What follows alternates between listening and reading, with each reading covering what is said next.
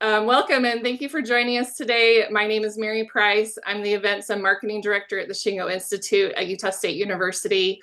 And today we have Robert Martichenko, Chair of TrailPath Workplace Solutions and founder of LeanCor Supply Chain Group.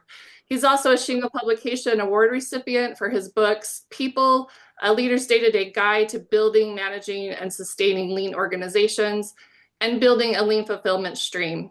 He's also spoke at several Shingo conferences over the years. Last week, we published an article in our newsletter written by Robert titled The Path for Every Team Member. You can find that article by visiting our website at shingo.org/articles. Robert, thank you so much for being with us today, and I'll turn the time over to you. Hey, Mary, thank you very much. And it's always a pleasure to be spending time with you in the Shingo organization. And thank you to Helen and Zach for arranging for me to be able to get in front of folks today. As I was preparing for the webinar today, I was thinking about the last time that we were all together and were able to, have a meal and a visit together. And it was in Covington when you gave me the opportunity to keynote at the conference. And I was thinking it might have been like almost 10 years ago, but you're thinking 2019, and it's amazing how fast time goes. But it's just been a real honor of mine to be able to collaborate with Shingo over the years, in particular in the years of building LeanCor. So it's great to be here today. And I just want to today's presentation, we're booked for 30 minutes. So I'm going to be really rude up front and just say I'm going to go fast. But if we want to loop back and have more conversations about this stuff, then we can absolutely do that. But this is such an important topic, and we just absolutely need to get our arms around what's going on right now. And so today is going to be fundamentally be about the people side of our work in lean and operational excellence. And just to kind of tee us up in the spirit of start with why. Why is this conversation important? And you don't need, nobody on the line today is going to need me to tell you this. I know you know, and if you are on social media of any kind, you're seeing all the work that Gallup is doing and other organizations are doing, surveying people and getting information out. And we have had at TrailPath, we've had the opportunity over the last 2 years to engage with thousands of team members as well, in particular team members on the front line and in time-sensitive critical positions. And it's really something, something is going on, and it really should be causing some alarm. And that is that in our work and in other people's work, the data is showing that almost half of people today are saying that they're declining or just surviving in their workplace. So people are struggling. This is an absolute fact, and it's being proven both in narratives, anecdotally, and with data and facts. And some of the data that we've also been getting is 54% of team members feel that their company is not loyal or committed to them as well-being and to committed to them or their well-being. And we're seeing this as evidence. If you just look at the workforce instability that's happening in the news today with well-known organizations that we are all customers of, there really is something going on. And then if you look at the geopolitical situation and the disruption and uncertainty that exists around the world in essentially every single facet of life, there's really only one common denominator, all of it. It impacts the workforce. It impacts our work. It impacts our attitudes towards work. And because of that, there's evidence that at least 35% of workforce is not fully participating or engaged in our work because we are struggling in all aspects of our lives. And so the question is, what are we going to do about this? And this is that, we invest so much in people, but this cost of this disengagement and the cost of turnover that we're struggling with really is invisible. In the lean world, we always knew the cost of inventory and the cost of lead time wasn't represented on our financial statements. Well, the cost of workforce instability is the same. You just can't. It's nowhere to be found. You can't see it. You can't feel it, but it's costing organizations millions of dollars, and it's simply not the right thing for people either. So I want to just kind of hammer through this a little bit today, recognizing we're going to go fast, but I just want to make sure I know where we're connecting relative to the Shingo model, because the Shingo model is a fantastic framework, and so much work has been done, and so many organizations have done the hard work to validate the framework and the value of the processes. And in the framework, though, are the culture enablers: respect for every individual and lead with humility. So respect and humility are the two guiding principles that guide, I'm going to call it the people part of the framework. And I understand that it's all people oriented, but I'm going to call the culture enablers the ones that are focused and intentional about the people side. So I may use a couple different words today because we all use different words to talk about the same things at times, but respect and humility are going to be the guiding principles that are connecting to the Shingo model. So the path forward, what are we going to do? Well, we need to understand that we need to be able to define these things. So we know we need respect for every individual. We know we need to lead with humility, but what does that even mean? Because if we can't define it, then how are we going to start to operationalize these things? And that's really what I'm going to talk to you about today is our attempt to operationalize, to actually execute on concepts like respect and humility, which are concepts we understand. But then when we go, well, how do you do that? You know, like it's not like you walk around the shop floor and you notice somebody and you go, hey, they're doing humility right now, or hey, they're doing respect right now. We can see it and feel it, but how do we actually have an intentional plan? So the first is to define it. And what we're defining it at TrailPath from our work with the organizations that have invited us in to focus specifically on the people side of things is that a culture of respect or a meaningful employment environment is a workplace guided by respect and dignity and meaningful work, where trust has been established between people, fundamental needs are being met for all team members, the environment is participative, and the work is meaningful. So remember these kind of four principles, if you will, these four definitions as we go forward. So before I get into the framework, though, I wanna just I've been learning so much, and you know in a large respect, the last couple of years I've been had the opportunity to go back into student mode, and really digging in and reading things that were written 100 years ago and 60 years ago. In particular, Douglas McGregor's The Human Side of Enterprise and Maslow on Management and Henry Gantt, just some very powerful things.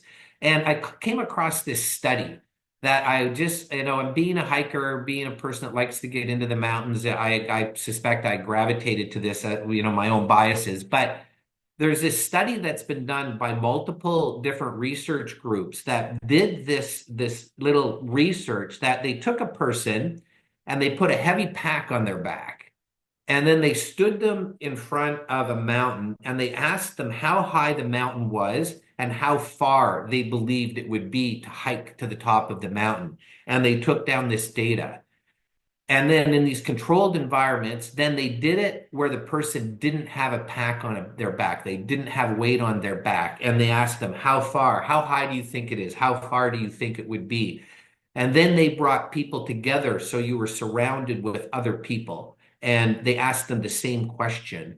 And I'm sure you know where this is leading at this point, that when you were by yourself and you had a lot of weight on your back, you thought the mountain was higher and you thought it was farther. And then when you just took the weight off your back, the mountain didn't seem as high or as far. And then when you were surrounded by people and you didn't have weight on your back, it even looked closer and shorter distance. And so this research is showing us that if we're by ourselves and we have a lot of weight on our shoulders, metaphorically speaking, then we are going to really struggle and we're going to think that our work is very long away and very high up to achieve. So we need to just, the power of community and respect cannot be underestimated.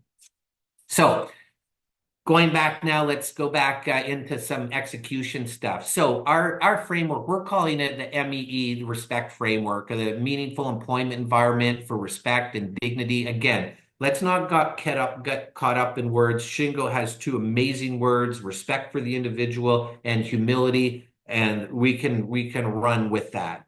So we're calling it a meaningful employment environment because we're trying to understand the whole system at play here. And some of it isn't just about the workplace. Some of it is what's going on in people's lives in totality. So breaking this down, what is respect? Well, respect in the workplace in particular, if you want to respect the individual, you need to recognize two different things. The first is dignity, and the second is meaningful work. Dignity. Treat somebody with respect for no other reason than they're a human being. Not because it was earned, not because you have a big title, not because you're wealthy, not because you're famous. People should be treated with respect for no other reason than they are a human being. Stop, period. That's the end of the story. There's no negotiation or discussion with this. Secondly, meaningful work. We did our, not to geek out from a lean point of view, but we did our value stream mapping like we did for material and information flow on thousands of cases. I've personally value stream mapped hundreds of complex supply chains, global supply chains, but we took that tool and we did it to people. We just value stream mapped people, like a lift truck team member working a 9-hour shift inside a warehouse. And what we learned was that when you remove breaks and lunch and the odd interactions, 76 to 78% of their day is doing work. So if 78% of their day is doing work, we know without argument that if the work is miserable, then so will your day be miserable. You just can't ignore this fact because almost 80% of the day is doing the work. So dignity and meaningful work. Then we go down to the operating principles. Inside dignity, it's building trust and meeting fundamental needs. And on the meaningful work, it's we need to elevate the environment and we need to unite around the work. So building trust.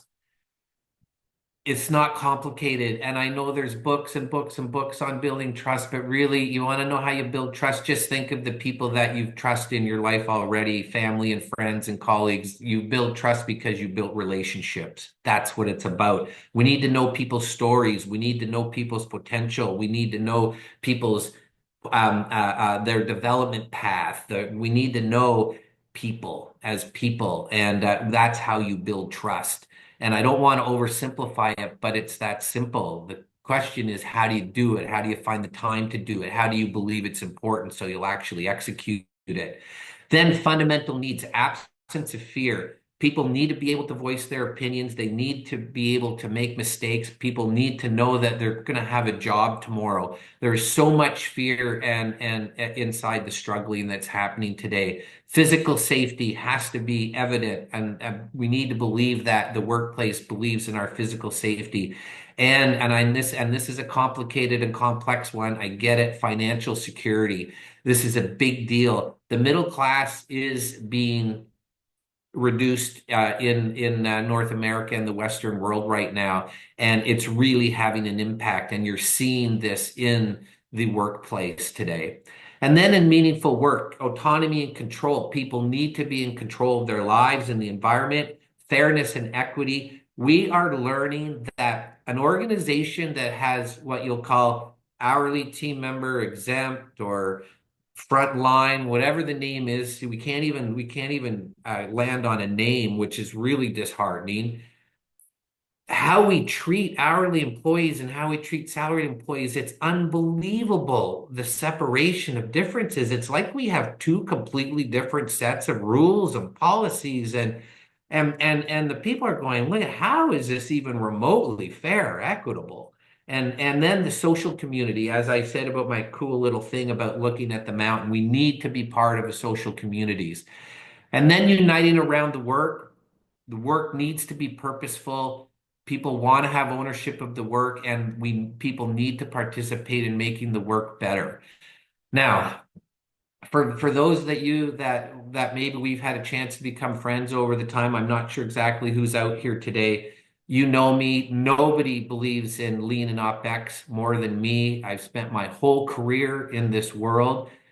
But I'm getting to the point where now we need to start asking ourselves, okay, are there some things we need to learn here? And something that I've learned and we're proving out is that there was an unintended consequence with efficiency. And because if you look at efficiency, creating efficiency by in general, it is a reductionist processes. We remove things, we remove time, we remove steps, we remove complexity, we remove inventory and parts. Like when you think about our work in efficiency, which is important work, we have to do it to stay alive. An organization has to do it. You have to perform and perform better. I get it. However, in a reductionist process, you're reducing things. So what we need to make sure is we didn't reduce the dignity. If the dignity of the work is me knowing the purpose of the work and who the customer is, and we create the work, it's so efficient and so simplified that I'm doing 3 little steps every 18 seconds, and that's all I'm doing, I am going to lose the dignified part of the work. So we need to do our efficiency work and then do our additive work to put in the dignity back into the work. Okay, so let's get to the plan for every team member here. So this, I just showed you the framework, the dignity, meaningful work, the operating principles, building trust, meeting fundamental needs, elevating the environment, uniting around the work, and then you have your 12 elements. So it would make sense then if these are the things that are going to create a culture of respect, if these are the things that leaders who practice humility know they need to implement inside the workplace, then it would just make sense that from an execution point of view, we implement these things. Then that would therefore make sense that we would have a plan for these things for each team member. This is where it gets complicated. Because if you take these 12 things on the framework and you go to an individual and say, how do you feel about these 12 things? You're going to get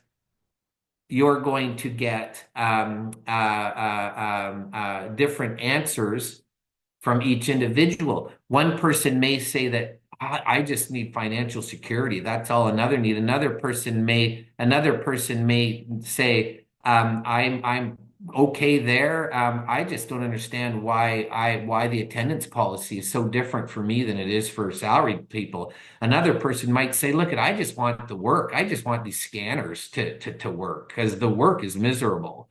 So what we're recognizing is that you actually can't just have a brush stroke. These are the things we need in the workplace, but the priorities for every individual for each of these things is going to be different based on the individual. So we need a path for every individual so we can prioritize the work that leaders and team members are doing relative to implementing the culture of respect.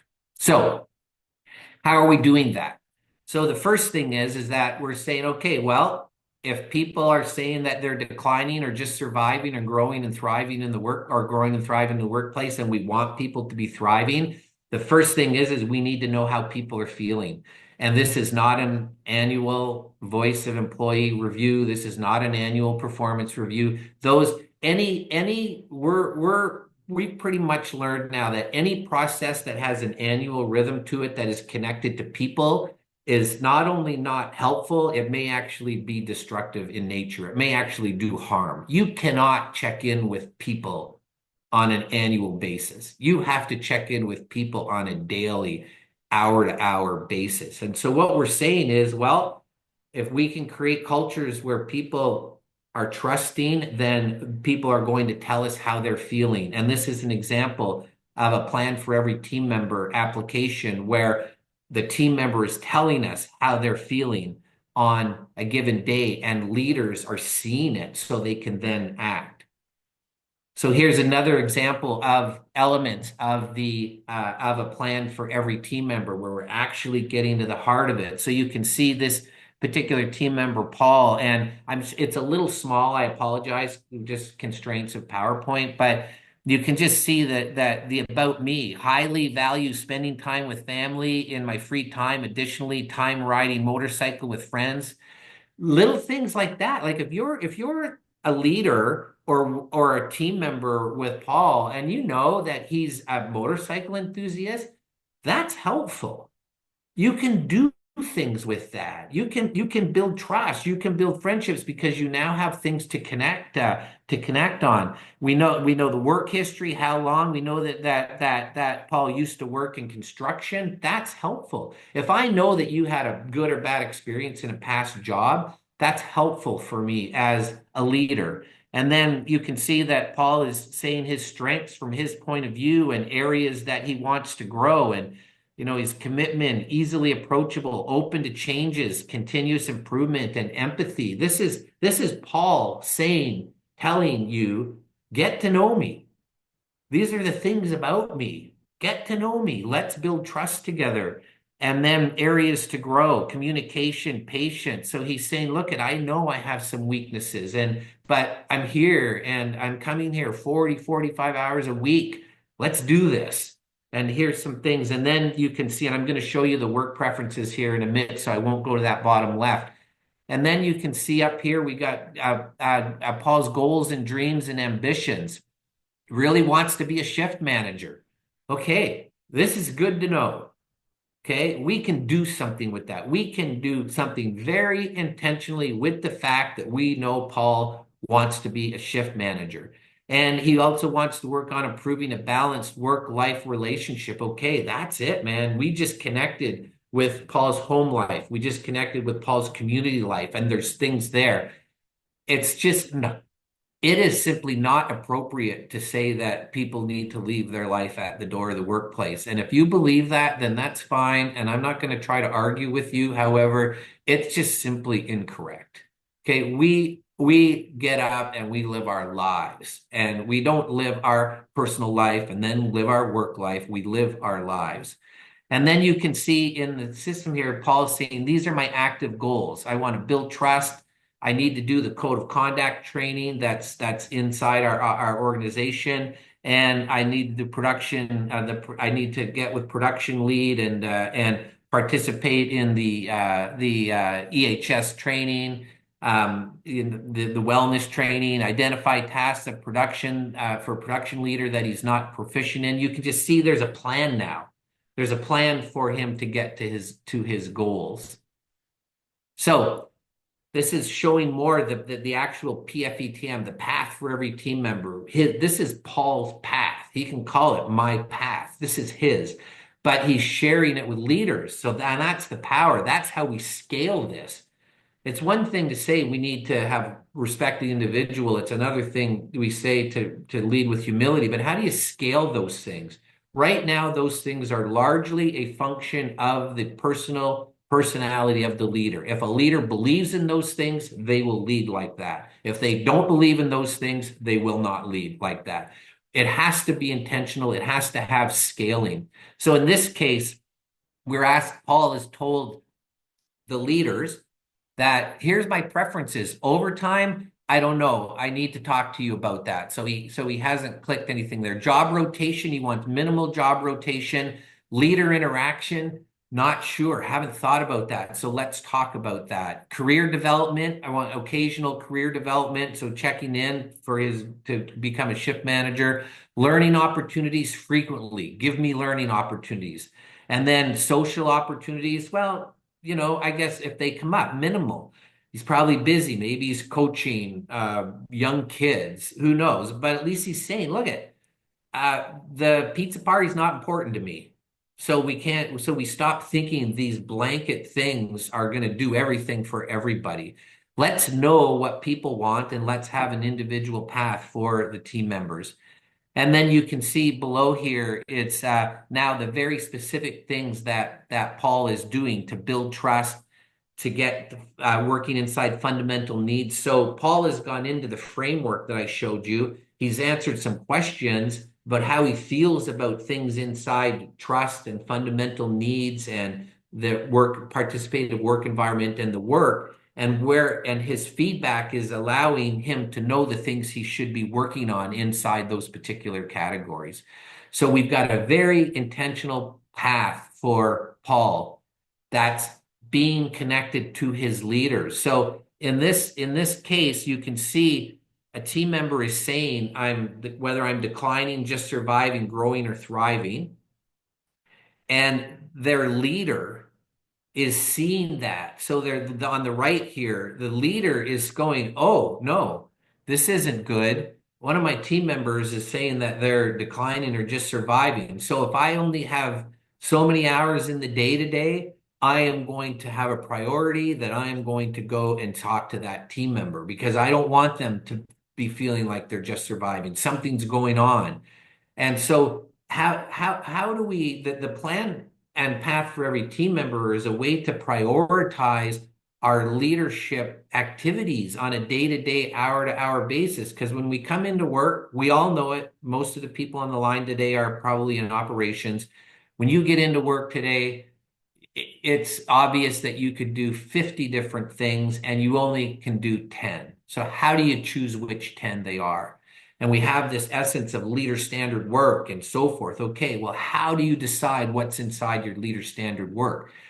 What would be more important than going to your parts of your team who are saying, I need help, who are saying, I'm struggling, who are saying there's something going on, there's obstacles here that we need to take care of because it's making me feel like I'm declining in my role. Okay, one last thing here, and then I'm just looking at the clock. I knew we were going to go fast. I was hoping to have some time for a couple of questions. I personally have all the time in the world, so I don't know if Mary needs to boot me out here at 8:30 Pacific, but I can stay on if that's helpful for people. But I'm just going to end with this. We need to understand, and in particular for us who are really, really deep in the lean community and the OpEx community, and we are by nature process thinkers. We have been taught to be process people. We are that. Believe me, if anything, that's what we are. So we need to relearn something because people are not processes. In the workplace, two things are alive. People are alive and they want to grow and they want to thrive. People want to grow and thrive because we are alive. That is what being human is. Processes are also alive in the workplace. And unfortunately, they don't have a goal to grow and thrive. Their goal is to fall apart. Processes get up in the morning and they say to themselves, what do I have to do today to fall apart? Entropy. It is alive. It's the second law of thermodynamics. It's alive. Chaos, entropy, whatever you want to call it. Processes only have one goal in life, and that is to fall apart. It is not to give you what you want. So we have Plan, Do, Check, Act, and it's a model for processes, and it's the correct model. That's how we put pressure on the process so it won't fall apart because it's trying to fall apart. People aren't like that. We don't treat people like they're a process. You can't PDCA people. How somebody's feeling at Monday morning is totally different than how they're feeling on Wednesday afternoon. People, we observe. People in your operation, in particular down on the floor, they observe, then they feel, then they decide, and then they act. And that's why we have 30, 40, 60% turnovers in a lot of our industries today. That's why people just no call, no show. That's why people see a leader treating somebody one way and feel how they observe how they're being treated and they don't, there's no 2-week notice. There's no exit interviews. They just go to their car and leave because we're feeling beings. And so we have to make sure that we don't take all of our work to keep processes from falling apart and think that that's even going to remotely be what we need to do from a people point of view. So I knew this was going to go so fast, but look, it's been a real pleasure, and we can talk about this more. I have all the time in the world. The work that we're doing is this is such important work, Mary. And it needs to be shared. It needs to be scaled. We need to practice. We need to practice leadership, right? Doctors practice medicine, lawyers practice law. why aren't leaders practicing leadership? And we need to get to that point in our lives here. So, Mary, you're a great supporter. Thank you for getting me an opportunity to talk to folks today. Absolutely. Thank you so much. I really enjoyed just learning more about the framework as myself. We do have time for some questions. I'm happy to stay on Yeah. after the 30 minutes. We do have several Okay. questions. So if Good, anyone good, good. out there has a question, go ahead and or ask it in the Q&A and we'll just go through until we run out of questions. So um, Okay. first question for you. How does the solution interplay with performance reviews and does it replace them entirely? Yeah, so I absolutely love that question. That must have been asked by a friend or something because it feels like a softball. But we